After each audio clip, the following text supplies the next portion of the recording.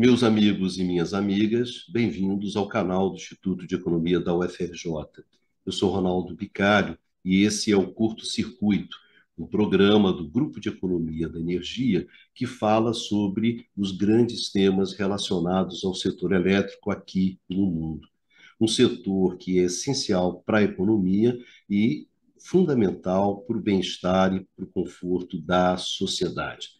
Então, o objetivo do curto-circuito é justamente tornar esse setor, o que acontece nesse setor, algo que você, meu amigo e minha amiga, possa entender e quais são os impactos sobre a vida da gente, daquilo que acontece, das políticas públicas, enfim, de tudo aquilo relacionado ao setor elétrico. Então, esse é o objetivo fundamental do curto-circuito. Hoje eu gostaria de conversar com vocês sobre, nesse curto-circuito de número 18, eu gostaria de conversar com vocês justamente sobre o que está acontecendo na Europa, o que está acontecendo, a crise de energia que está acontecendo na Europa. Para isso, eu convidei a professora Clarice Ferraz para justamente conversar com a gente e nos ajudar a entender os acontecimentos europeus, né? A crise energética europeia, que inclusive antecede a guerra, vem antes da guerra.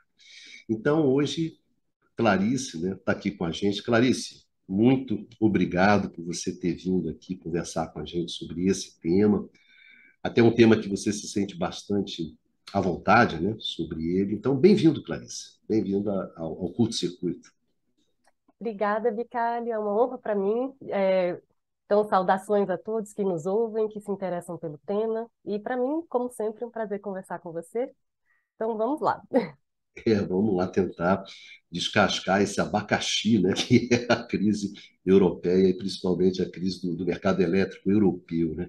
Clarice, para começar, é aqui Clarice, o curto-circuito, você é a nossa primeira entrevistada, é a primeira entrevista do curto-circuito do nosso programa é você, né? O curto tem várias coisas, tem programas que falam sobre notícias, sobre história, sobre fundamentos do É, setor, enfim, é bastante variado. Então a gente resolveu também colocar as entrevistas também, é. entrevistar aquelas pessoas que a gente gosta, que a gente admira, para ajudar a gente a entender esse setor que é tão complexo. Clarice, mas para começo de conversa, eu gostaria que você falasse um pouquinho de você, né, para o pessoal que assiste a gente, saber um pouco da sua trajetória profissional, pessoal, enfim, como é que você chegou até aqui, né? Como é que você desembarcou na energia, né? Então, tá. Então, para eu me apresentar brevemente, eu sou economista de formação. Eu fiz economia na UNB. E depois, é, como meu pai, sou professora universitária. E era a época do meu pai fazer um ano sabático, quando eu estava terminando a minha graduação. Então, eu me apressei, porque eu sabia que eu queria ter uma experiência profissional internacional e consegui. Na verdade, eu fui aceita para fazer um mestrado na Suíça, que era onde meu pai ia justamente trabalhar. Então, tem de tudo aqui, tem de coisas, né, da vida mesmo, e casou esse período, né? Eu estava realmente terminando a UNB e deu certo, né? Eu postulei para esse mestrado, eu fui aceita. E quando eu estava, então eu fui estudar em Lausanne e depois em Genebra, na Suíça. E eu fiz os mestrados. Quando eu cheguei em Genebra para fazer o mestrado em energia, em economia, na verdade, é ciências humanas, é um pouquinho diferente o nome. Mas tinha um professor de um grupo de energia e eu fui pedir, né, fui conversar com ele. Enfim, eu comecei a estagiar nesse grupo de energia lá na Suíça. Eu fiquei 6 anos no grupo de energia da Suíça. Eu terminei o mestrado e me falaram: você não quer fazer o doutorado? Aí eu falei: quero, né? Tá me convidando. E aí foi assim que eu resolvi fazer o doutorado. Eu tinha ido para a Suíça para ficar um ano e meio, e acabei ficando 11, né? Porque aí sim mais um curso surgiu, porque nesse grupo que era muito interessante, eu acho que o que me ajuda também a ter uma visão mais sistêmica das coisas, Bicalha, porque justamente esse grupo de energia não era de economia da energia, não, é energia mesmo, eram físicos, arquitetos, muito do construído, né, dessas coisas. E aí tinha um grupo, 3 pessoas de economia, né, que estavam lá como para assessorar, que eu acho que é o nosso papel mesmo, né? A gente não é engenheiro elétrico e a gente tem que aprender, né, com os físicos e com quem realmente conhece fisicamente, né, as características, né, do que é, né, a eletricidade, de como os sistemas funcionam. Então, isso realmente foi uma coisa maravilhosa, em termos de E, formação. Clarice, além do mais, você estava lá justamente nesse momento onde havia grande discussão sobre justamente a construção do mercado elétrico europeu, né?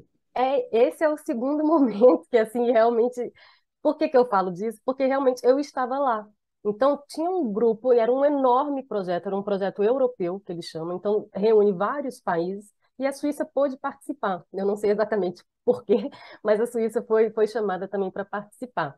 Talvez porque justamente o coração do setor elétrico, fisicamente falando, está na É. Suíça, né? Então, a Suíça não faz parte do mercado europeu elétrico, mas fisicamente ela é o centro, né, do sistema elétrico, né, da plataforma na Suíça, ou na Europa. E aí, nesse momento, justamente, estava se discutindo a unificação, porque isso do mercado elétrico, né, porque isso era uma coisa importante em termos institucionais para a Europa. Né? Então, a gente unifica esse mercado de eletricidade e, assim, justamente isso dá o peso. Né? Então, e a Suíça não entrou, inclusive, né? Mas o que é interessante é isso. Então, foi muito bem feito, sabe, Picali? São 10 anos de estruturação. Então, cada tema tinha um grupo de trabalho responsável, se discutia o tema entre a academia, que nunca é ouvida aqui, né, as empresas e o governo.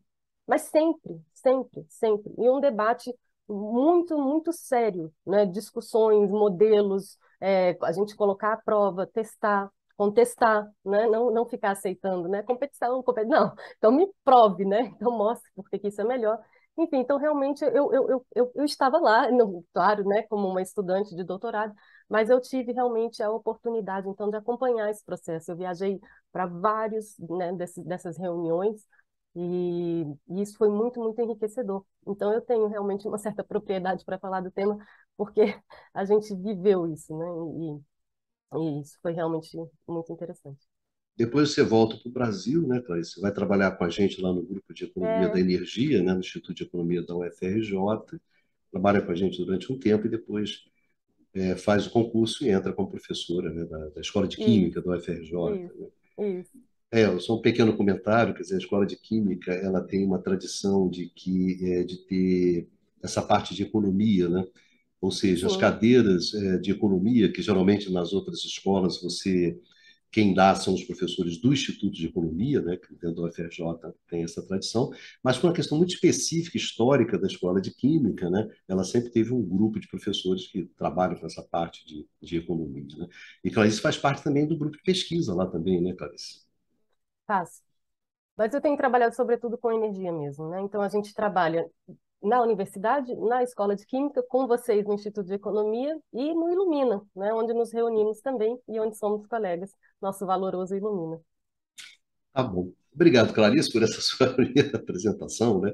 Que a gente raramente tem oportunidade de falar com as pessoas, né? Nessas lives e tudo, um pouquinho da nossa história também, né? Por que que a gente chegou até aqui, né? Bom, Clarice, eu acho que para começar essa nossa conversa, o nosso primeiro bloco de debate, de conversa, eu gostaria de começar essa história na verdade, por uma entrevista o Jacques Percebois, que é um economista importante na área de energia, economista francês. O Percebois, ele deu uma entrevista ao Le Monde há um mês atrás sobre justamente a crise europeia, né? A crise do mercado elétrico europeu. E o Percebois colocou uma questão que foi a seguinte: ele falou, olha só, é, essa crise ela antecede a guerra, ela precede a guerra. E essa crise ela é fruto da desregulamentação que o mercado elétrico europeu vem sofrendo no mínimo há 20, 30 anos. E simplesmente a combinação dessa desregulamentação com a entrada forte dos renováveis, a necessidade de entrada dos renováveis. Então, esse Boa chamava a atenção de que, na verdade, a conjugação desses dois grandes movimentos, né, a transição para o mercado e a transição energética, tinha gerado uma série de problemas dentro do mercado elétrico europeu, que esse conjunto de problemas estruturais já existiam desde o início da década de 2010, né? Já em Isso, 2014, 15, 16, e que, na verdade, a pandemia e também a guerra simplesmente tensionaram mais o mercado e gerou, né, mais problemas. Então, nesse primeiro bloco, a gente vai conversar com a Clarice exatamente sobre esse primeiro momento, né, sobre essa crise do mercado elétrico europeu que já existia antes da guerra, né? E é bom também que a gente entenda um pouco sobre o que é esse mercado elétrico europeu, né? Então, vamos então com a professora Clarice discutir esse nosso primeiro bloco, que é o mercado elétrico europeu, né?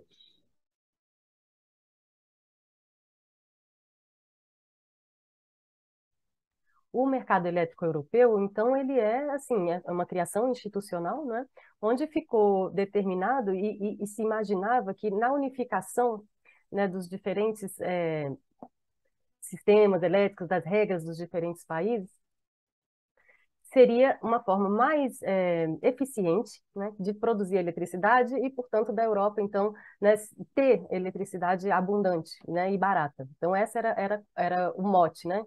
Introduzir a competição em mercados que antigamente, né, ou tinham um caráter mais público, ou eram muito fortemente regulados. Então, essa introdução e esse desejo de competição, ele vem acompanhado com uma série de mudanças regulatórias que inclusive buscam um pouco desregulamentar esse setor para dar mais agilidade, né, de acordo com os teóricos.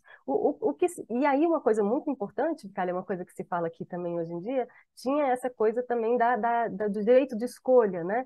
Então, vocês competem, eu vou escolher de quem eu vou comprar. Então, de fato, né, fisicamente, ele não é uma coisa totalmente harmonizada, há gargalos, né, como a gente fala, então restrições de transmissão, né, e uma série de limitações, mas o que pesa é o seguinte, o que importa é todos os países membros, né, devem seguir as mesmas regras. Então, essa harmonização das regras impõe, né, o preço da eletricidade deve ser fruto, né, das transações de mercado, o sinal de preço ele é dado, né, por isso, então não deve ter uma intervenção nesse sentido. E aí isso vai evoluindo dessa forma, só que qual é o problema, né? Muitos economistas, na verdade, Não, cara, participaram isso é disso. um pequeno comentário, né, Aham. que é essa questão da regra, e é a tarifação é que a gente fala pelo custo marginal, né? Isso, Isso vai ser uma coisa importante, é, porque quem define a tarifa é a última central que entra gerando, né? O setor isso. elétrico é como uma piscina, né? O qual você vai enchendo a piscina. Primeiro você bota aquela água que é mais barata, né? Que são aquelas centrais que são mais baratas, elas vão entrando, vão começar a gerar, começando a gerar, acompanhando a demanda, né? A demanda vai crescendo e as centrais elas vão entrando. Primeiro as mais baratas e por último aquela que enche a piscina, né? Geralmente é a água mais cara, né? Que é a central de É, geração mais cara. É justamente essa água mais cara, essa central mais cara que entra por último, é quem define o preço, né? O isso. preço é baseado no custo de geração dessa última central, que é a central mais cara que entrou. Não importa o que veio É. antes, o que importa é essa última. E Então, aí isso vai todo mundo ser. percebe, né, Bicalho, justamente o ganho, né, daquela primeira que foi despachada quando ela é remunerada por esse preço marginal, como você explicou. Lá. Então há uma grande renda capturada mais, né, isso também vai impactar a tarifa, afinal é a mais cara que está justamente determinando o preço. Isso Tá? é fundamental entender, porque isso vai ser um dos grandes problemas que vão acontecer agora, nesse exato momento, é justamente esse tipo de tarifação. Então, essa Europa dos anos 90, uma Europa fortemente marcada pelo neoliberalismo, né? É nesses atos 90 que surgem as primeiras diretivas da União Isso, Europeia, de Bruxelas, em direção ao fortalecimento do direito de escolha do consumidor. E esse é o grande mote que vai atravessar os anos 90, né, sem dúvida, e os essa coisa se. anos 2000, mas a partir de 2010, né, essa coisa começa É. a ter problema.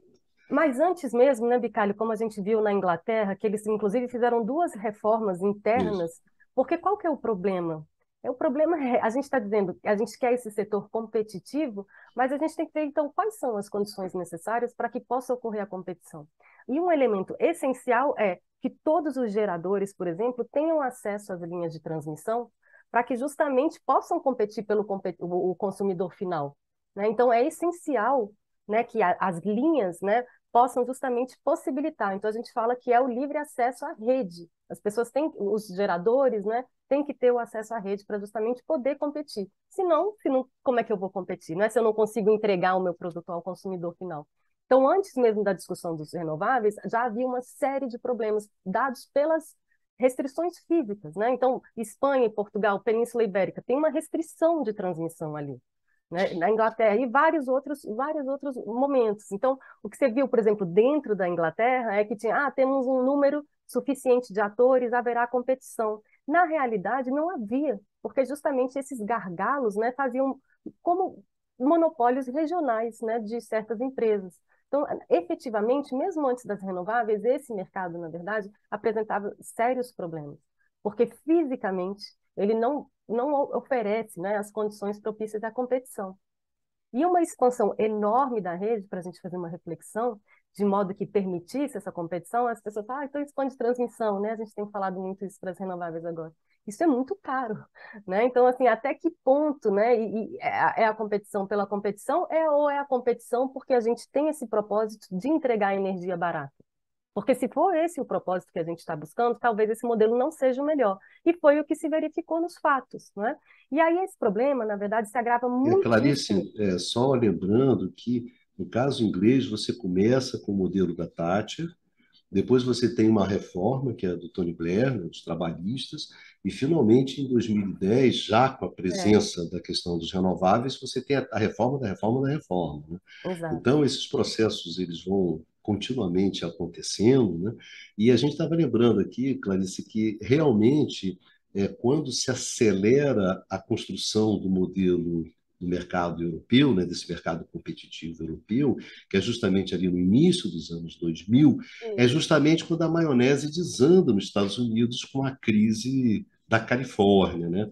Que faz que esse projeto, que é um projeto, digamos assim, que você tinha, que era preponderante nos Estados Unidos, ele deixa de ser preponderante. Ele não consegue ser o grande projeto do setor elétrico americano nunca mais.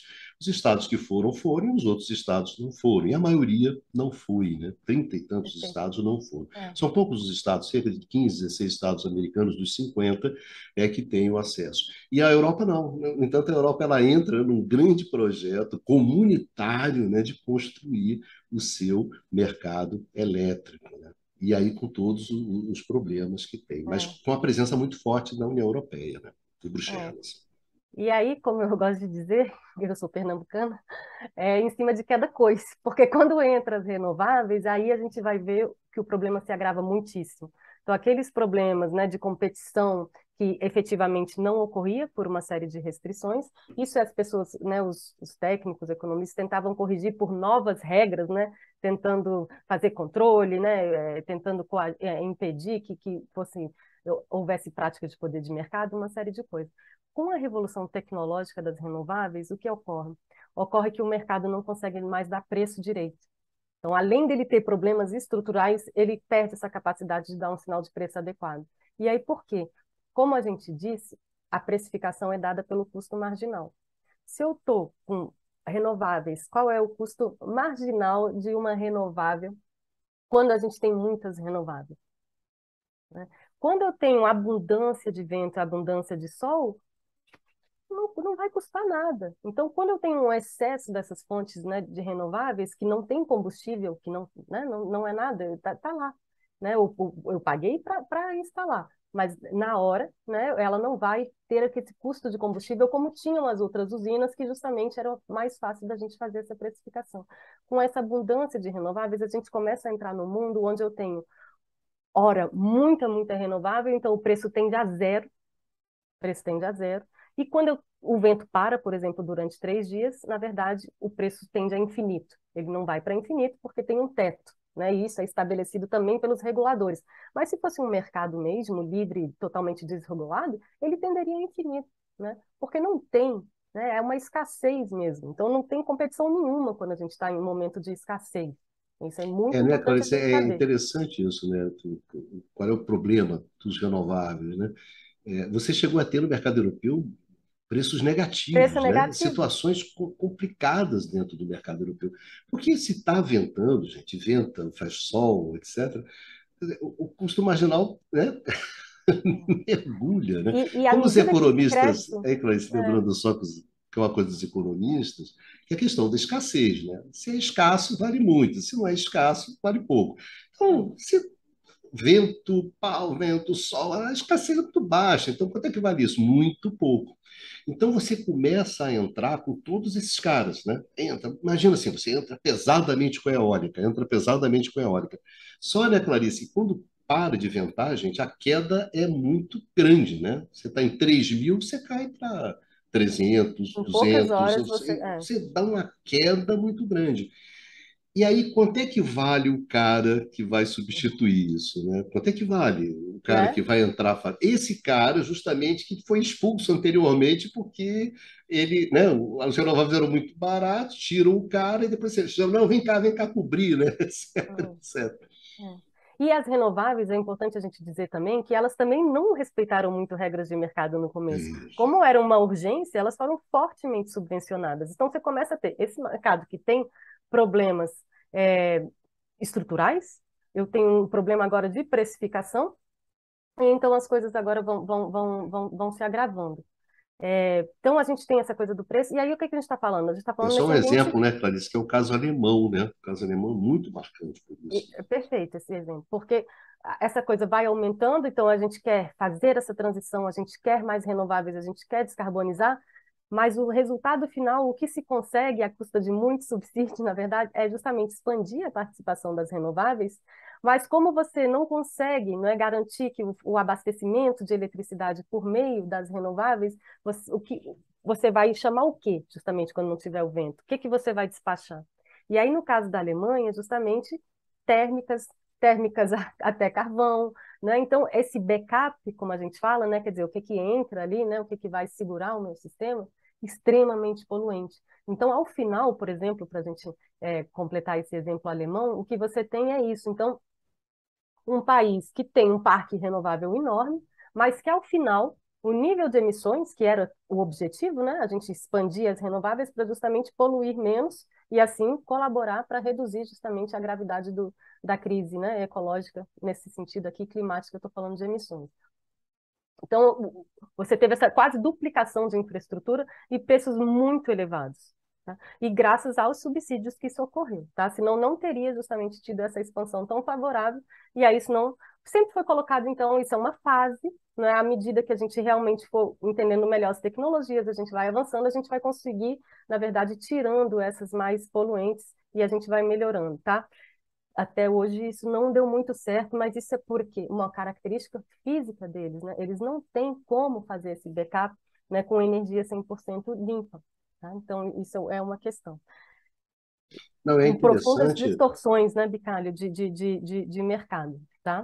O que é interessante quando a gente conversa sobre isso é o seguinte, quer dizer, havia uma questão, que é uma questão histórica, inclusive, na Europa, é se a energia elétrica ela era uma mercadoria como outra qualquer. É isso que está Pois é. no seio da discussão.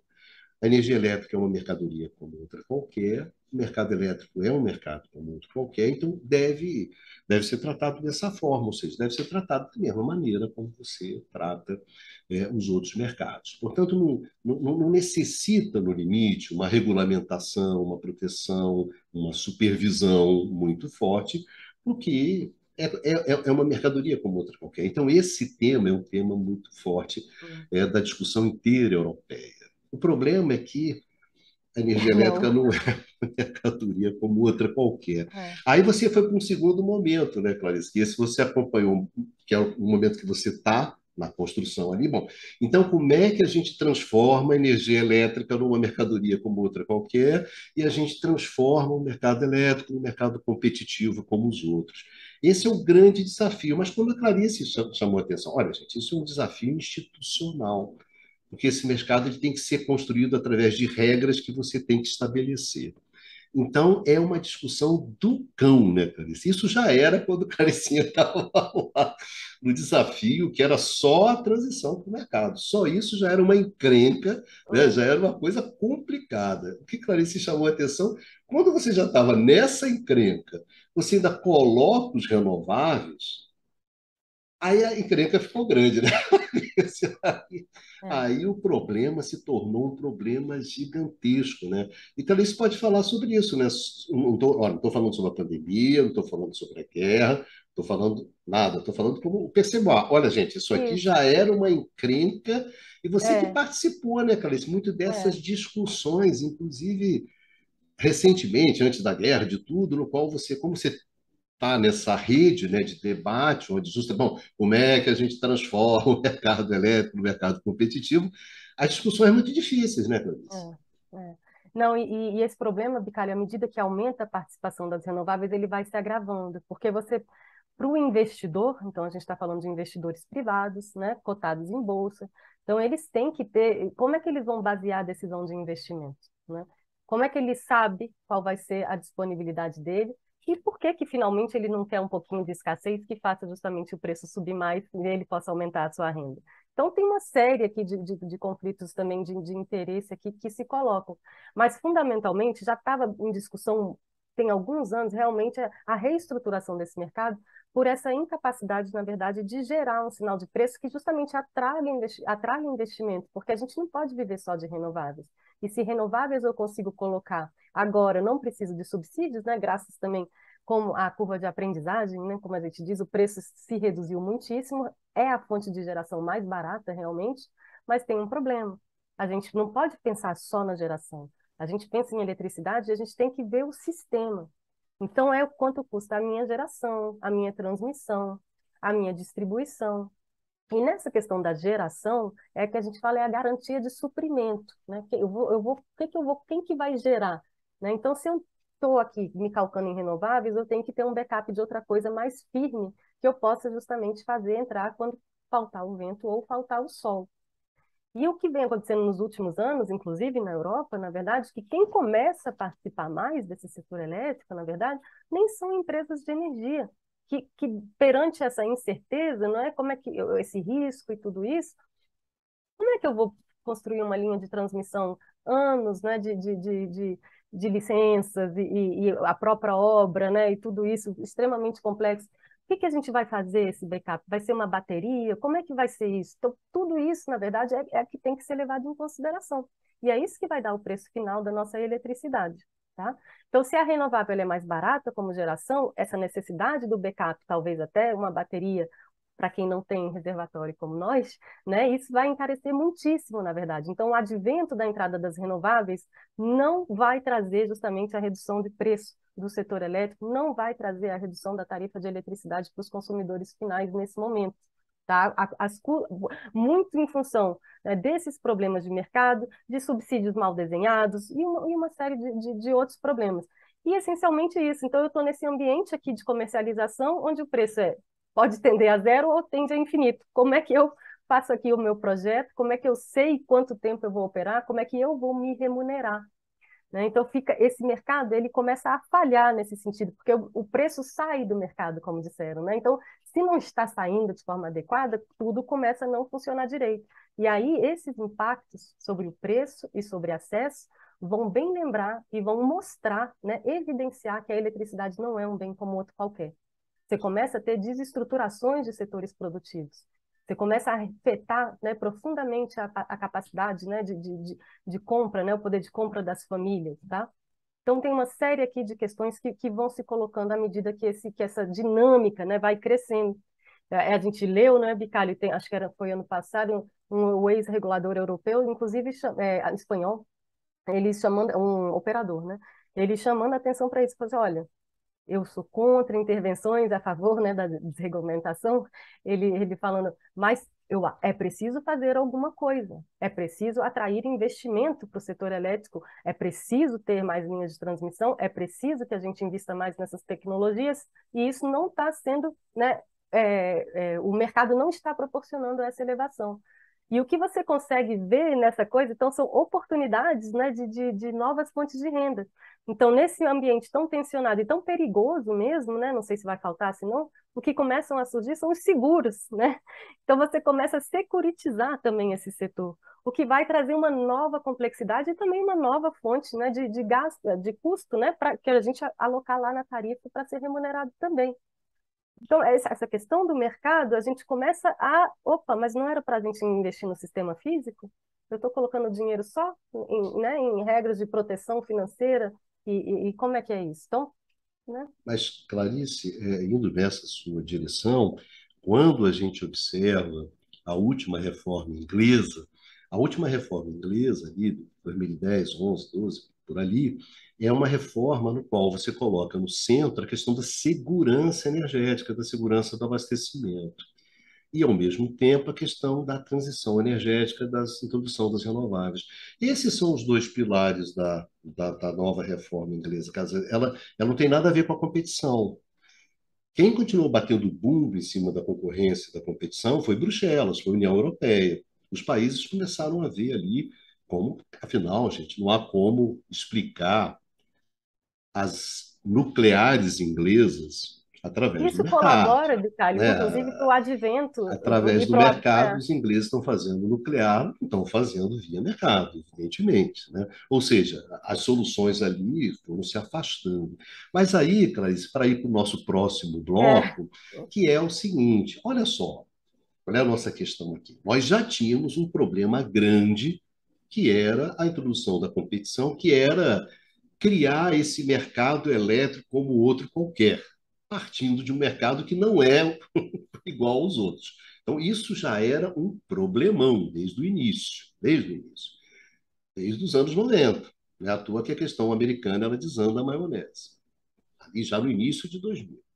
Aí, além desse problemão, você soma um outro problema grande, que foi a transição energética, quando entram a transição energética e quando entram as renováveis.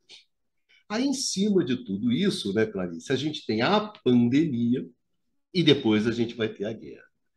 Então, no próximo bloco, a gente vai conversar com a Clarice exatamente sobre, ó, isso aqui já está complicado, não é isso? Isso aqui, essa maionese já está desandando. Aí, em cima disso, você joga a pandemia e a guerra.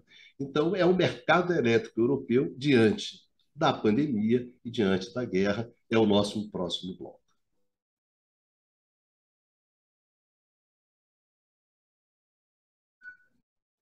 Então, Clarice, no meio de um contexto complicado, que era a construção do mercado elétrico europeu competitivo, no meio de uma transição energética, vem a pandemia. Clarice, a pandemia, ela criou uma expectativa de que talvez você pudesse ter uma saída que fosse mais limpa, né? Como é que isso aconteceu, Clarice? Tem a questão então, óbvia, né, houve a queda da demanda, é as isso, é empresas isso. entraram em crise, etc., mas havia uma expectativa, né, de que sairíamos mais limpos, mais verdes, mais greens. Então, isso é verdade, então, houve uma certa romantização, né, dessa questão. Então, animados, né, pela redução do nível de emissões, mas que, na verdade, foi dado, sobretudo, pela redução do consumo, né? Então, porque ficamos em casa, porque as indústrias pararam, enfim, uma série de restrições ao longo, né, dos lockdowns que foram acontecendo, que fizeram, sobretudo, reduzir, né, o consumo de energia e de eletricidade. E nesse contexto, né, de crise profunda, né, uma pandemia, a sociedade, algumas pessoas, né, percebem justamente essa questão como uma crise maior, porque ela é, né, a pandemia ela é fruto realmente de um processo de desequilíbrio ecológico. E aí, então, né, então vamos sair disso, vamos fazer melhor, nós somos capazes, né, conseguimos suportar isso, mas não foi exatamente o que se verificou, né, Bicalho? Então, quando você vem tendo a retomada, e na verdade o que viu foi um agravamento de toda a situação, porque com as restrições, lockdowns, interrupções de cadeias produtivas, e, e algumas outras questões, houve, na verdade, uma redução, né, no investimento, sobretudo, na verdade, de EIP, né, das indústrias, né, de petróleo, né, exploração, produção, esse ritmo abaixa. Então, durante a pandemia, isso está funcionando. Agora, após, né, quando a gente começa a retomar as atividades, o que você vê é que não, né, não muda nada, né? O consumo ele veio e ele retomou foi com tudo. Então aqueles desequilíbrios que a gente tinha antes, eles estão aqui, né? E além disso agravado por um ambiente onde houve menos investimento nos últimos anos e onde justamente está se precisando de mais, né? Então a gente começa a ter essa inflação, né, dos preços de energia de forma suave, né? Mas que vai justamente então eclodir, né, vamos dizer assim, com a questão da guerra da Ucrânia, né? que vai trazer uma série agora de novos problemas, e aí lembrando sempre, né? O que está em jogo aqui não é só preço. Então, a Europa já estava em crise, né? Nós também já estamos em crise, né? A crise não é não ter energia. Se o preço da energia, da eletricidade, ele é muito elevado, isso provoca uma crise na economia. Isso afeta profundamente o funcionamento da nossa vida, de todas as atividades produtivas. Então, eletricidade com preço muito elevado é crise, né? Quando falta a energia, quando falta a eletricidade, aí é colapso, né? E aí isso aprofunda a crise e isso realmente causa consequências muito mais graves, né? Inclusive está falando de vida e morte, né? E uma série de outras questões. Com a questão da guerra, então, aí tudo realmente Clarice, a só Europa uhum, um pequeno parêntese. O que eu acho que é muito interessante sobre essa crise europeia é que 2021 você não tem a guerra, você não tem a guerra, mas já é um ano muito complicado para o mercado elétrico europeu. A demanda por mudanças de regras, isso, porque se você é um país que você pertence à União Europeia, por exemplo, Espanha e Portugal, que faz, eles compõem um mercado chamado mercado ibérico, que é um mercado um pouco, é uma ilha, né? Um pouco isolado do resto da Europa, que, como o Clarice chamou a atenção, a Europa não é toda ela interconectada, etc. Os países são interligados em termos de você pode transferir energia, né, de um mercado para o outro, à de um país para vontade, o né? outro. Você Não é pode, isso mas que tem uma série de acontece. restrições, né? Então, o mercado ibérico, né, Portugal e Espanha, é uma espécie de uma ilha isolada. Você não tem como transferir grandes quantidades de energia para a Europa. Então, você já teve ali, a Espanha começou justamente a pedir autorização para a União Europeia para mudar as regras. O que estava acontecendo? O que está acontecendo é que a retomada ela é acompanhada por um crescimento do preço e da tarifa de energia elétrica, que é um aumento significativo, importante. Você já tinha, né, Clarice, problemas no mercado de gás, no Isso, mercado de isso gás, que eu queria chamar a né? atenção exatamente. Antes você já tinha problema. Mas os problemas não surgiram com a guerra da Ucrânia. Você já tinha um mercado de gás complicado. Esse mercado de gás, por exemplo, se você pega. Clarice, eu acho que o exemplo espanhol é muito bom, né? Porque na espanhol você lembra enchendo a piscina, você entra com as hidráulicas, você está entrando com Muito sol, renováveis, muito sol. Mas quem é que definia a tarifa? Justamente aquela térmica a gás. Olha só, não tem guerra da Ucrânia, mas que já estava elevada. despachada lá da Então, Polônia, né? a tarifa ela começa a subir. Para vocês terem uma ideia, quer dizer, no mercado ibérico, ali em janeiro, parece março, no ano passado, 2021, você tinha alguma coisa em torno de, no mercado atacadista, você comprava energia elétrica por 40, 50 euros por megawatt-hora. Já no meio do ano, isso já estava 120, É, 150, já é. tinha dobrado. Olha só, você não está tendo Triplicado. guerra, não está tendo nada. E no final, já estava encostando em 200, você já começava a embicar. Então, você já tinha um problema no mercado elétrico. E, Então, qual era a contestação? Olha, mas olha só, eu gero hidráulica, tudo barato. Aí, quando enfia esse último cara aqui, pela sua regra, você acaba explodindo o preço. Aí você fala, por que isso era importante? Pelo seguinte, gente.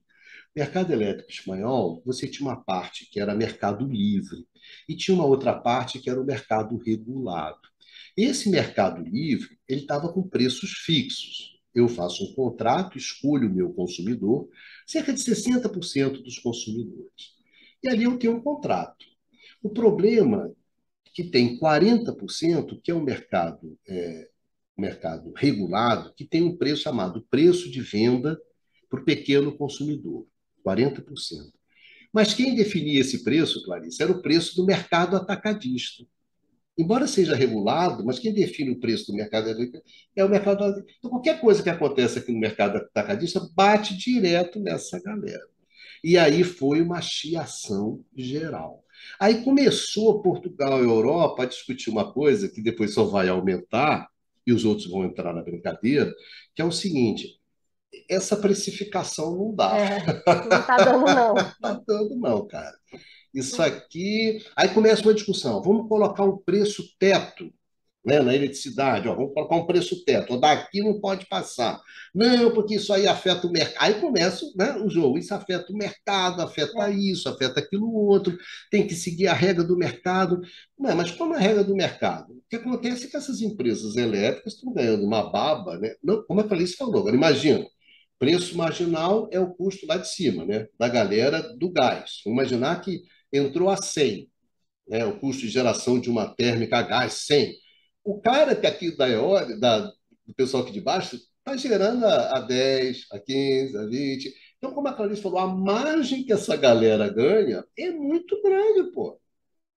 O cara mais caro que define, eu que sou mais barato, então eu ganho uma margem, né, uma renda absurda. Então esse problema começa a é, tensionar, é, você começa a reclamar, é. patati, patatá, aí começa uma discussão. Não, o problema é o problema regular. Vamos todo mundo para o mercado. Aí acontece pela primeira vez na Espanha que o mercado livre fica com preço menor do que o mercado regulado. Por quê? Porque o mercado livre estava todo mundo com contrato fixo. Só que quando você renovava o contrato, cara, não ia... Aí começa aquela discussão interna. Aí, Clarice, no meio de tudo isso, o presidente Foi. da Iberdrola, o CEO, diz que, na verdade, os consumidores espanhóis eram idiotas porque eles ficavam no mercado regulado, que estava mais caro, ao invés de passar para o mercado. Rapaz, isso deu um rolo, o cara teve que pedir perdão de joelho depois dessa. Porque, evidentemente, qual era o problema? E aí, Clarice, para seguir dentro dessa nossa lógica da discussão, qual é a primeira solução, gente? E é isso aí que a gente começa a entrar no cerne do pepino. A primeira solução do Estado espanhol foi abrir mão de imposto. É. Abrir mão de imposto. Para quê? E aí que a gente começa a entrar na discussão boa aqui, porque é não tocar nos lucros das empresas de energia. E não desrespeitar as regras de E não mercado, respeitar né? regras. Então, o que que acontece? Eles começam a reduzir os impostos e as contribuições, né, que você tem dentro da conta de luz. Mas, evidentemente, Clarice, que isso não consegue segurar o tranco, porque Isso. está subindo muito. Olha só, sem guerra, hein? Né, Clarice? Não estamos falando de guerra, estamos falando em 2021, não estamos falando de guerra. Então, isso você começa a crescer, e essa, digamos assim, renúncia fiscal por parte do Estado não segura, sem considerar que coloca problemas de equilíbrio fiscal, etc, Exato. etc, etc. Então, né, Clarice, essa solução foi, primeiro momento, que eles acharam, não, isso aqui é passageiro. Não foi passageiro. Aí depois começa uma discussão dentro da sociedade espanhola, que até a Espanha foi a primeira a colocar isso fortemente, que fala assim, não, não, tem que colocar imposto em cima desses caras. As empresas de energia estão ganhando uma baba, e essa baba que eles estão ganhando não é mérito nenhum deles, não é porque eles são mais eficientes, melhores, não. É simplesmente uma questão de restrição do mercado de gás, etc, etc, etc. Então tem que taxar esses caras. Aí você começa uma disputa que avança nisso, né? Os governos começam a taxar, né, Clarice? Inclusive o governo italiano, lembra? Que você estava me falando exatamente sobre isso, né? Não, o governo italiano, eu não me lembro quando ele introduziu a taxação e nem se. O que a gente viu na Itália foi justamente isso, assim. E o que a gente vem vendo, né, é uma. E que agora isso. Essa remediação que Bicalho explicou, ela vem acontecer também depois da guerra. Assim, eu preciso Não, que aí reduzir vale a pena, né? tarifa, Porque né? você estava nessa situação É, com, na verdade, com Espanha, alguns países querendo, ó, tem que mudar isso. Aí isso, quando os preços já estão subindo, subindo, subindo, aí chega no início do ano você tem a guerra. é. E aí já está posto, né? Não é Aí já uma está posto. mercadoria como outro qualquer. A gente está enfrentando crise política, conflitos distributivos e esse muito tensionado dentro, né, de cada país. E a Europa pode ser, não é, um continente e um mercado, mas são países membros, né, autônomos com seus sistemas políticos e são eleitos. Né? Então, se um governante ele tem uma crise de eletricidade, se isso provoca desindustrialização, se isso provoca pobreza, se isso provoca escassez, ele é penalizado. Então, a gente está aqui com um problema político na mão gravíssimo, né? Além de todos os impactos econômicos e sociais que vão junto. Então, isso já fica extremamente tensionado e a gente está falando assim antes da guerra, né, Bicalho? Então, os níveis de subsídios absurdos e representando o quê? Não, respeitamos a União Europeia, então não afetamos as regras de comercialização para reduzir o preço para o consumidor final. Então, eu vou tirando o imposto, o que que eu vou fazendo? Eu vou enfraquecendo o Estado Eu vou artificialmente reduzindo esse problema, porque a gente não conseguiu resolver o problema do mercado de energia. A energia continua cara, né, por essa escassez e por uma série de outras questões. E aí eu não sei se a gente pode entrar na guerra agora, né, Bicalho? Porque eu acho Sim, que porque realmente, não é? justamente dentro desse contexto é que vem a guerra. Aí as pressões sobre a União Europeia ficam maiores ainda no sentido, olha só, no sentido do mercado europeu de energia elétrica. Olha, não é possível seguir dessa maneira, né? Aí o jogo começa a ser jogado de uma outra maneira, né? Porque aí existem os países que estão defendendo, olha, tem que colocar um teto no preço da energia elétrica. Tem que colocar um preço no teto da energia elétrica. Aí a União Europeia não, porque isso afeta o mercado, afeta o investimento, eu não quero entrar. Aí qual é a solução que é adotada? A solução que é adotada, cara, isso é o seguinte, olha só. Então vamos imaginar que o custo de geração de uma térmica seja 100 euros por megawatt-hora que ela gera. Esses 100 euros, a gente vai botar um teto aqui, não no preço da eletricidade, tá certo? Vamos botar um teto aqui nessa geração e vamos falar, olha, dos 100 você só pode cobrar 50, 40. Então, a Espanha bota um teto no custo do gás para geração, não no preço da eletricidade. Tá bom, botei, caiu de 50 para 40. Isso tem um impacto negativo. Claro, o custo marginal reduz, tem um impacto positivo sobre a tarifa. Bom, segundo momento, né, Clarice? Quem é que paga isso? Aí, mano, começa outra discussão, que é quem é que paga. Aí você começa a tentar criar alguns tipos de mecanismos que os caras, o consumidor não paga agora, mas paga depois, paga um custo de diferença para tentar, gente, na essência, o problema é o seguinte: manter os lucros das empresas de energia. Esse é o problema europeu. Só que isso, Clarice, com a guerra não deu para sustentar, né? Não deu para Isso, sustentar. isso, Quer dizer, eles começaram a taxar.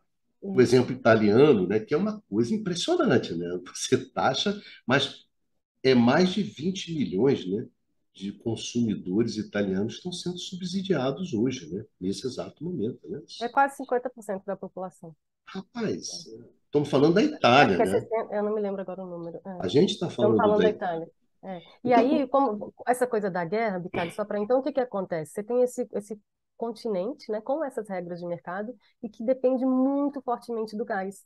E você tem a Alemanha, né, que é o Estado membro, né, mais pesado economicamente falando, né, que é o país mais, que, inclusive se impõe muito, né, nas discussões da Europa na Europa, e que é profunda, é uma potência industrial, né? Uma potência industrial e competitiva no mundo inteiro. Por quê? Porque ela tem acesso à energia barata, que é o gás russo. Então, a Alemanha, do gás que ela consumia, mais de 50% era esse gás russo. Então, é graças a esse gás russo barato que essa indústria realmente tinha essa pujança e que eles tinham esse preço relativamente. Isso era uma fonte, né, de energia barata, que desapareceu, né? E desapareceu aqui, o custo disso desaparecer é muito, muito caro, que a gente vê justamente quem ganha, né, e quem perde. Então, perde a Europa inteira, né, que ali vai ter que buscar outras fontes de aprovisionamento, né? Então, onde que eu vou buscar esse gás? E aí os Estados Unidos, né, nossa OTAN, vai lá e fala, não, mas eu vendo para você, não se preocupe. E aí, gente, se a gente está falando aqui de preocupação ecológica, né, de preocupação climática, isto é uma aberração. Tem uma série de regras na Europa também que impõem justamente descarbonização, né, progressiva, né? A meta é estar descarbonizada em 2050, então tem metas bastante ambiciosas aqui que estão chegando. E aí você tem esse contrassenso, né? Que além de eu não sair do fóssil, eu vou para um fóssil que está vindo lá do outro lado do mundo, que está vindo liquefeito, que precisa ser resfriado a temperaturas negativas para fazer esse transporte, que quando chega na Europa é regaseificado. Então, são transformações que consomem muita energia, né? E além disso, esse gás vai chegar com um preço muito, muito caro, né? A gente está falando mais do que duplicar. E aí pronto, então começa essa tensão enorme, uma crise enorme, e aqueles remédios, né, que os estados estavam tentando endereçar para já contornar o aumento dos preços, na verdade agora é outro volume que a gente está falando, né? Essa redução de imposto não dá conta, né? O que que a gente está vendo é que esse preço da energia explode na Europa.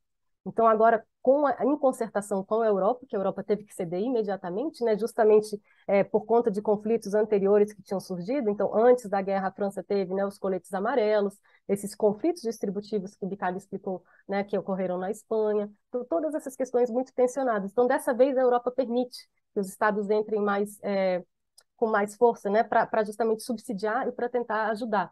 É, Então, é, eles aceitam que se mexa no mercado, né? E aí realmente a gente não está falando de competição de jeito nenhum. A gente está falando numa luta pela segurança de abastecimento, custe o que custar. E aí, com aquele conflito político que a gente falou, né? São governos democraticamente eleitos e eles têm que atender, né, e suprir as necessidades do seu povo. O que que acontece? Então, pesadamente subsídio para quem não tem condição de pagar e que vai morrer de frio, né? E que não vai conseguir cozinhar. Então, subsídios para baixa renda, só que num volume enorme, né? Porque justamente como o Bicalho falou, essa margem das empresas de energia é cada vez maior. Então, se o Estado tem que cobrir essa diferença, né, garantir que o pequeno, então, gente, o consumidor final de baixa renda, ele é um atravessador, ele é um intermediário. Essa ajuda do Estado, ele vai para ele, mas é para ele pagar a conta de luz. Não é com ele que esse dinheiro vai ficar, a vida dele não melhorou, e inclusive ele fica fragilizado, né, e dependente justamente desse auxílio de governo, porque de fato o preço não mudou. Né? O que são né, apoios, né, e ajudas que vêm surgindo. E do outro lado, ajuda a indústria, né? Porque se a indústria capota, a gente está falando de um desemprego em massa está falando de queda de renda, a gente está falando de uma transformação muito radical de todo o tecido produtivo e da sociedade, né? De todos os países que estão estruturados. A gente está estruturado dessa forma, né? A gente funciona à base de eletricidade. Então, tem para os pequenos e tem para os grandes. Então, a gente está falando aqui, né, vamos citar logo o exemplo mais chocante de todos, o último pacote que a Alemanha quer dar, que gerou uma crise dentro da Europa. A gente está falando de 200 bilhões de euros para resolver alguma coisa, para pagar a conta. Esse dinheiro ele vai chegar nas empresas de energia. Esse dinheiro não está justamente, né? Tem até coisa, vamos expandir a transmissão e tudo, mas essencialmente esses subsídios, eles vão, né? Essas empresas e a baixa renda é apenas atravessador. Esse dinheiro o Estado está dando para as empresas de energia. E é isso que tem acontecido. Então, os conflitos se agravam, os conflitos distributivos se agravam, né? Uma população aqui dependente totalmente das ajudas estatais, porque senão não vai conseguir sobreviver. e Né? E se você, não e você tem esse problema que você vai desenhando, né? É com quem é que fica, com quem vão ficar os custos desse, desse acerto, desse arranjo, né? Porque você tem algumas coisas que são interessantes. Por exemplo, tem uma parte dos países europeus, quer dizer, dos 27, 15, Clarice, estão defendendo teto de preço. Teto de preço. É muito interessante a sutileza, né? Quando você faz teto de preço, atinge todo mundo. Todo mundo, ó, a eletricidade, ao invés de ser 100, vai ser 50. Dá um corte e vai para cima de todo mundo. Ponto. Só que a União Europeia é contra a questão do teto do preço. O teto do preço. Até porque o teto do preço ele vai ter um impacto sobre a receita das. Olha só, a sacanagem. O impacto que o teto de preço vai ter sobre as receitas das empresas de energia é um. Agora, o que essas empresas de energia estão propondo? Não, na verdade, a gente admite pagar mais imposto, ser mais taxado, mas sem teto de preço. Você só vai subsidiar o pessoal mais fraco. Então, o cara faz a conta. Não, eu vou pagar imposto, mas o teto não vai ter teto de preço. Na verdade, o que é? Eu vou pagar um imposto que vai ser subsidiado, tá me entendendo? E para o cara de baixa renda, então o impacto sobre a minha receita é menor. Então, você começa esse tipo de jogo que você vai se desenhando na Europa, que é, na verdade, entendeu? Olha, vamos subsidiar os mais pobres. Vamos subsidiar não sei o quê. Vamos pegar, tentar salvar aqui só os mais fracos, os mais vulneráveis. Quando, na verdade, você tem um problema no mercado elétrico. Não só isso. do. Porque senão fica aquela assim, não, o problema é o cara pobre, o cara que não sei o quê, patata. Não, você tem um Hum, problema geral. O problema é que a União Europeia está tentando salvar o modelão dela que vem desde os anos 90. Não foi capaz de dar uma resposta inicial, não foi capaz de dar uma resposta para a tentativa de introdução das renováveis, não foi capaz de dar uma resposta na pandemia e também não está sendo capaz de você dar uma resposta, né, agora E, para a guerra. Ou seja, trata-se, eu acho que essa questão, voltamos ao percebo A, quando ele fala, olha, o problema é o problema que, na verdade, desse modelo que vocês defendem, que é um modelo que vocês têm como objetivo desregulamentar o mercado elétrico, a partir daí, as empresas não têm nenhum tipo de restrição para valorizar o seu capital e conseguir os lucros que elas têm no poder de mercado para conseguir. Então, e esse que aí, né, é um Ricardo? grande problema moral, né? No caso Isso. europeu, porque você vai ter gente sendo, quer dizer, o Estado tendo que subsidiar, tendo problema fiscal, o cara não tendo energia, enquanto as empresas elas têm os maiores lucros históricos, elas estão tendo lucros históricos nesse exato momento, estão pagando dividendo, quer dizer, uma festa, enquanto o resto da sociedade não tem a energia elétrica que ela precisa. E no máximo, não, dá um subsídio aqui para pobre que o Estado financia, ou eu pago aqui um impostinho, qualquer coisa que dê a coisa desse tipo. Então você tem um problema hoje no mercado elétrico europeu Isso. que tem essa E, e, característica, né? e um ponto importante que a gente não mencionou, que está por trás da grande crise, né, da Europa e de vários outros, enfim, uma grande crise que vem ocorrendo, a crise econômica maior, que é o efeito sobre a inflação. Né? E Isso, como isso vai desestruturando toda a economia. Porque é isso, a energia está em tudo. Se eu tenho uma pressão inflacionária aqui, eu tenho justamente um fenômeno inflacionário que vai se colocar. A gente tem recorde de inflação em todos esses países, apesar, né? Então você tem um Estado se enfraquecendo, desequilibrado fiscalmente, e uma inflação que realmente é difícil de ser controlada, porque, né, é o preço da energia que está dentro disso, que está realmente provocando, né? Você não consegue, não vai ser com aumento de taxa de juros é aqui esses que você pacotes, vai né? que você vai endereçar essa questão, porque a gente está com uma crise de energia. Essa crise da economia, ela nasce numa crise de energia. Então, se a gente não endereça essa crise de energia, a gente não vai resolver. E aí a gente caminha, né, Bicalho, para aquele processo que a gente estava falando, provavelmente, né, uma estagflação. Né? A gente não consegue mais crescer, a inflação está aí, e é isso que vai ocorrendo. Então, é muito grave mesmo o que vem ocorrendo, né? E o que vem acontecendo, e isso nunca foi observado na história, porque esse mecanismo a gente já havia discutido. Eu li um artigo do Adam Tooze, né, um importante historiador econômico, e ele falando, mas esse nível de articulação dos bancos centrais ao redor do mundo, quer dizer, todos os bancos centrais, temos inflação, sobem a taxa de juros. Então, quando se faz isso, né, o que eu faço? Eu estou travando ao mesmo tempo, né, o nível de investimento. E aí, gente, o que a gente falou brevemente, e na verdade uma coisa que eu estudo muito também, é a questão da transição, da necessidade de investimento. Então, se eu tenho essa crise aqui, né, nesse ambiente da energia fóssil, uma escassez, uma superprecificação, eu estou falando também de precificar carbono, eu estou falando também de emissões, né, eu não vou conseguindo resolver. Então, eu me perdi um pouquinho. Não, é porque essa questão, que são questões que se somam, né? Que é a questão. Aí eu acho que tem, eu gosto assim, vejo duas questões, né? Uma, a questão, voltando um pouquinho num ponto que você chamou atenção, que é na questão interna europeia. A União Europeia tinha decidido alguma coisa em torno, olha, vamos mobilizar, né, os Estados-membros, alguma coisa em torno de 140 bilhões de euros, 150 bilhões de euros comunitário, tá? Comunitário, todo mundo, vamos tentar resolver um problema conjunto.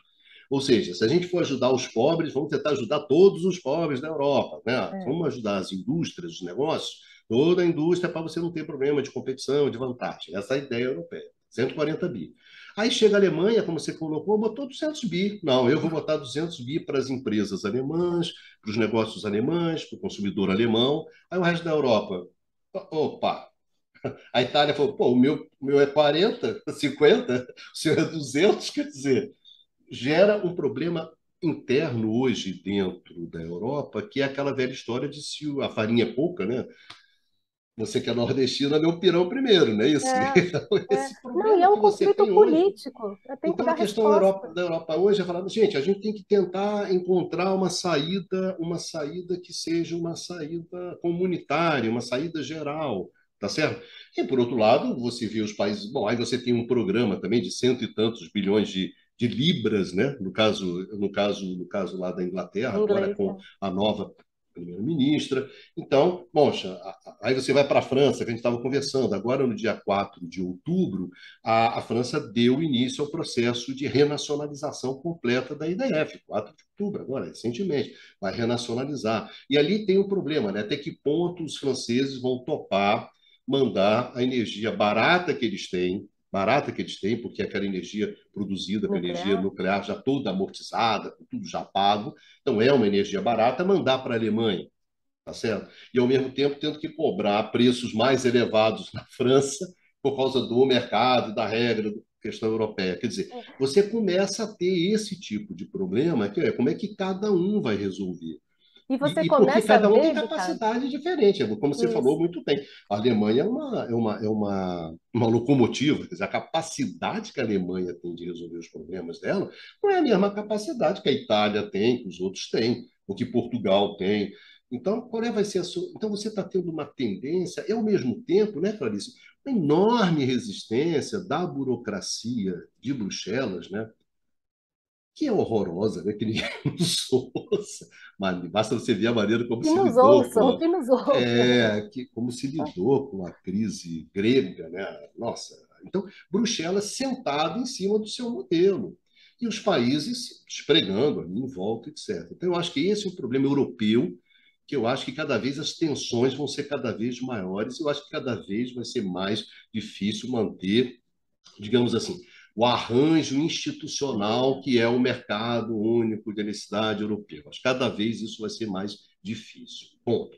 Outra coisa, um ponto que aí que você tocou, que também é pesado, que aqui já a gente pode já encaminhar para Acho o que é outro final, programa. né, da nossa discussão, mas podemos falar sobre isso, que é evidentemente que é a escolha pela segurança energética quando você contrapõe a questão da transição energética, tá certo? Então, quando a coisa aperta, é evidente que você está observando nos estados, apesar de todos os discursos, uma preferência pela segurança energética, que é aquilo que pega mais no curto prazo. É. Uma escolha pela segurança energética, pelo curto prazo, é claro que a gente pode falar se lá na frente vai, né, se vai melhorar ou não, aí você vai avançar na transição, mas nesse exato momento não, né, claro? É. Você está tendo uma E, preferência pela segurança É, energética e que e se aí dane. se impõe artificialmente um trade-off entre segurança e transição que não necessariamente deveria existir se a gente estivesse investindo, se a gente estivesse preparando e operando melhor os nossos sistemas,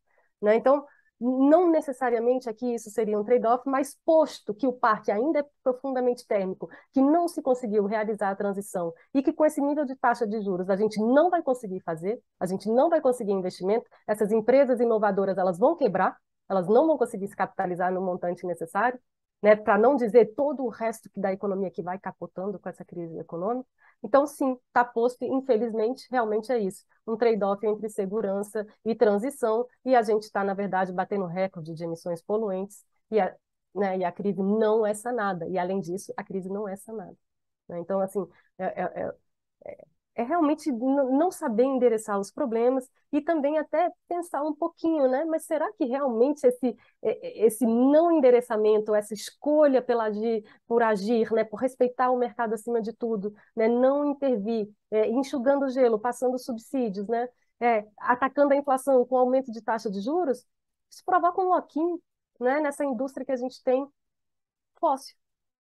Então, se a gente não ataca esse problema, não tem transição coisa nenhuma, e na verdade a gente vai para o colapso.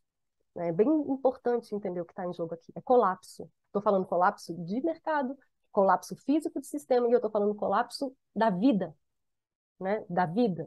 Porque é urgente a redução das emissões para justamente resolver a crise, né, climática, para limitar. Não estamos resolvendo nada. Esse processo já tem a sua inércia e a gente vai viver momentos muito, muito difíceis. Inclusive, a gente precisa de investimento para se adaptar. Né? A gente fala que a gente precisa gastar para mitigar, para reduzir as emissões, mas também para se adaptar, porque já tem muita coisa acontecendo. Né? O nível de enchentes, e enfim, tantas secas, né, incêndios, enfim, tudo isso muito, muito difícil. Então, não desaparece a necessidade da transição, ela é cada dia mais urgente e agora, com esse recorde de emissões, o nosso tempo se reduz. Então, é muito, muito grave tudo isso que vem acontecendo e como, né, a solução desses problemas de mercado vem agravando tudo isso. E o que que é importante, né? O que que é importante? É permitir a vida, né? E viver bem, né? Não há outro propósito que não seja esse, né? Então, isso é um desastre, na verdade, Caio. Eu acho que uma das grandes questões, né, que você tem nessa, nesse, nesse conflito europeu é justamente essa dimensão, a dimensão de que a transição energética, eu acho, apesar de todos os discursos, ela deixa de ser aquele ponto, né, focal na questão da política energética, das políticas públicas, que envolve política energética, política ambiental e tudo mais, e você passa a focar na questão da segurança energética. A grande preocupação é o inverno, né, que vai chegar e como é que você vai resolver isso.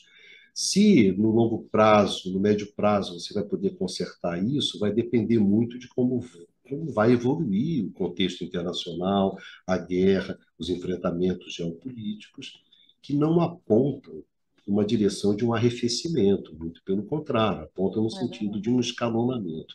Então, para terminar, eu acho que o que a gente gostaria de chamar atenção é para isso, né? Que, na verdade, o debate sobre a crise na Europa, ele tem uma dimensão também da política energética específica para o setor elétrico e das estratégias associadas à transição energética, à transição para o mercado, que é uma coisa mais difícil de você fazer no caso americano, né, onde houve um desembarque de uma parte significativa dos estados da trajetória da Sim. transição de mercado. Então, a questão americana ficou mais concentrada na questão da transição energética. Essa última questão que a Clarice colocou, né, na maioria dos estados, o debate não é sobre a. Não acho que o debate americano seja sobre a competição, mas, por ironia, no caso europeu, ficou sendo, né? Ficou sendo a questão da competição, a questão da transição, e depois a competição, e a guerra, a competição e a competição, porque foi um caminho no qual a União Europeia se meteu, e Bruxelas se meteu e não consegue sair dele, né? E principalmente não consegue sair dele. Então, eu acho, só para terminar, é importante, né, quando essa semana, para terminar, Ah, né, Clarice, saiu uma notícia no jornal, de uma entrevista do diretor-geral da Agência Nacional de Energia Elétrica, né, da ANEEL, colocando o seguinte, né, que era impossível para a ANEEL calcular o impacto da abertura de mercado, da introdução da competição e da concorrência no Brasil, o que está sendo proposto concretamente pelo projeto de lei 414, que está no Congresso, e nesse exato momento do Brasil, né, existe a possibilidade até de você aprovar uma aberração dessa, no meio dessa confusão toda, e o diretor da ANEEL disse simplesmente que ele, a ANEEL, não tem condição de calcular qual vai ser o impacto regulatório dessa liberalização, que a única coisa que eles têm concretamente são alguns insights do relator do projeto de lei. Então você vê essa discussão, uhum. É.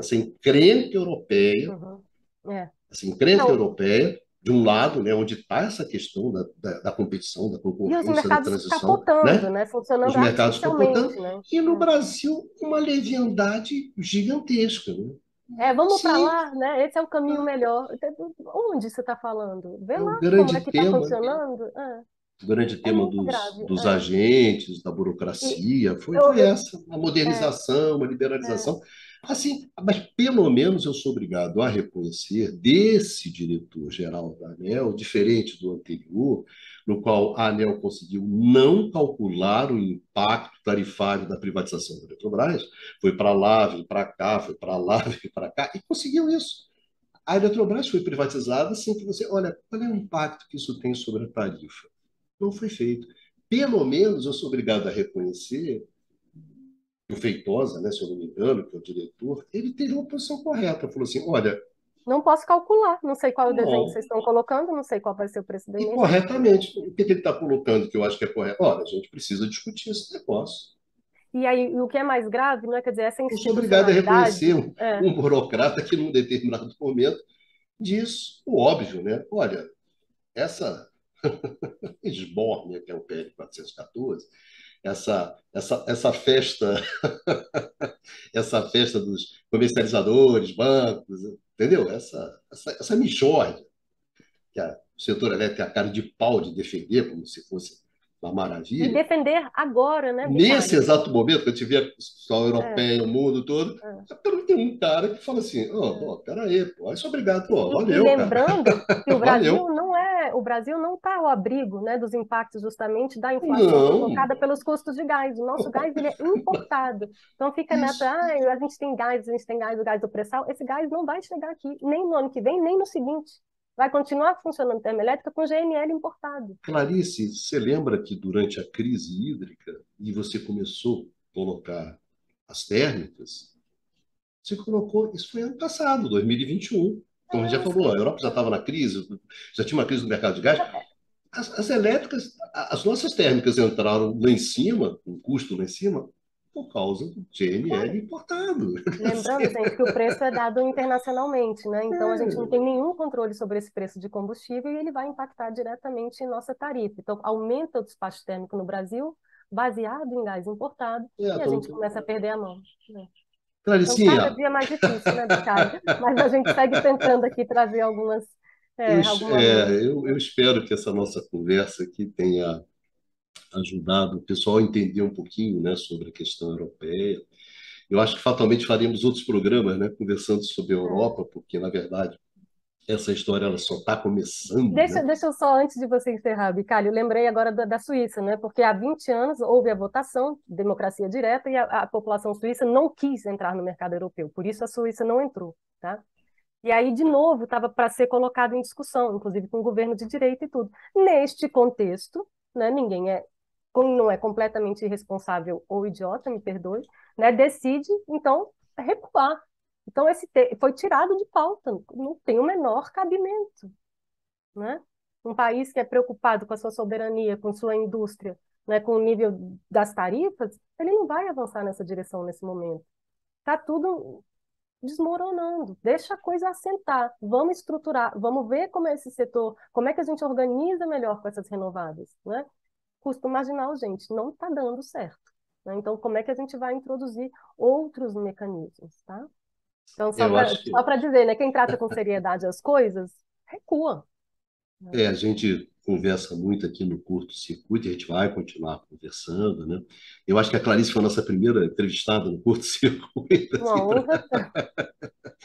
agora pretendo convidar outras pessoas, né? Que o curto-circuito é um monte de coisas, né? Não só entrevistas, tem tudo. A gente também está colocando essa questão de entrevistas para discutir temas, principalmente como esse tema que é um tema bastante rico, que é o tema europeu, né? Então, para sinalizar isso. Queria agradecer muito a presença da Clarice. Obrigadão, Clarice. Clarice é uma boa amiga, né? A gente trouxemos para cá um pouco dessas discussões infindáveis que a gente tem, né, nós dois pessoalmente, É, sobre esse tema do setor elétrico, e espero que depois disso vocês pelo menos tenham uma certa noção do que está acontecendo lá na Europa, que é muito interessante acompanhar, né, o que está acontecendo na Europa. Porque o e isso debate a gente europeu está também é um usando para debate bom, né? ilustrar, né, Bicalho? A gente está usando o caso europeu para ilustrar essa crise Sim. profunda que atinge a todos, né? Só E, isso. o debate europeu também é um debate bom, né? É um Muito debate bom. que você tem com gente de qualidade, etc. Diferente do Brasil, que você não tem Ah, debate sim, claro. nenhum, né? Onde o debate não existe, quando ele acontece, ele é medíocre, que me irrita profundamente, cheio de clichê para lá, clichê para cá, não sei o que, de interesses os mais tortos possíveis. Então, fica então, o meu agradecimento à Clarice e um agradecimento para o pessoal, né, que acompanha É, aqui no canal do Instituto de Economia, acompanha aqui o curto-circuito. Lembrando que vocês podem encontrar esse curto-circuito também na forma de podcast, né? Você não quer ficar ali no computador, mas quer ficar ouvindo eu e Clarice aqui no debate, no podcast, quando está lá lavando aquele banheiro, né, Clarice, dando aquele duro danado que a gente dá no dia a dia, aquela corridinha, etc, etc. Também tem no podcast canal IE-UFRJ, vocês encontram. Então, vocês encontram esse programa. Um beijão enorme em vocês todos, agradecimentos gigantescos à minha amiga Clarice, e a gente se encontra aqui no canal do Instituto de Economia da UFRJ, no seu curto-circuito. Um beijo a todos e a todas. vida que segue e vamos em frente, né, Clarice? Vamos nessa. É isso, muito obrigada, Bicalho, uma honra para mim. Saudações a todos, né? Meu colega e meu amigo. Um prazer, vida longa ao curto-circuito, né? E que saiam daqui soluções, né? A gente pode fazer diferente.